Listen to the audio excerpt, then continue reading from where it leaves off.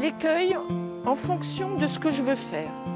Donc moi, ce que je cherche, c'est les tiges de l'année, parce que c'est les plus souples.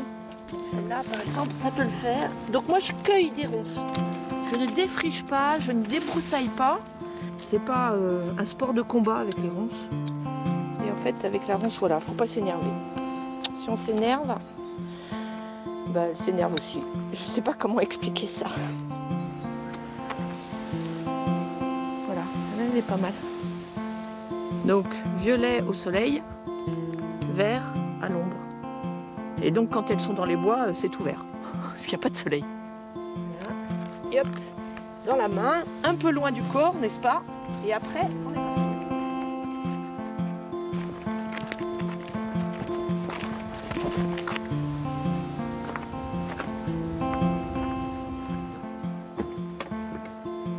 Donc, pour utiliser les ronces dans les pelotes, donc je fais un coupé en biais, comme ça, elles s'enfoncent mieux. Je l'enfonce dedans. Voilà, et après, doucement, je le plaque. Je tourne en le tenant. Donc j'essaye de ne pas repasser, bien entendu, au même endroit. Donc je dévie un peu au fur et à mesure. Parce que les épines se calent dans les trous. Et ça bloque les tours précédents.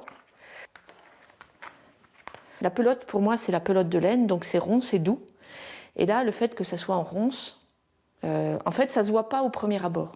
Les gens, quand ils voient une grosse boule, ils pensent que c'est doux et rond, et voilà, il y a un côté tout doux, quoi. Et quand ils s'approchent, ils s'arrêtent et ils voient que c'est de la ronce, et ils se disent comment c'est possible que quelque chose de doux, de rond, devienne piquant. Et dans beaucoup de ce que je fais, beaucoup des installations, des sculptures et tout, il y a un contraste entre une chose et une autre. Donc quand j'utilise la ronce, c'est beaucoup avec le piquant. Mais quand c'est d'autres matériaux, voilà, les radis ou autre chose, ou la roquette, il y a toujours un contraste, quelque chose, où il y a quelque chose qui est un peu décalé. Donc je me suis dit, je continue avec la ronce. Voilà, et j'ai trouvé plein d'autres choses à faire.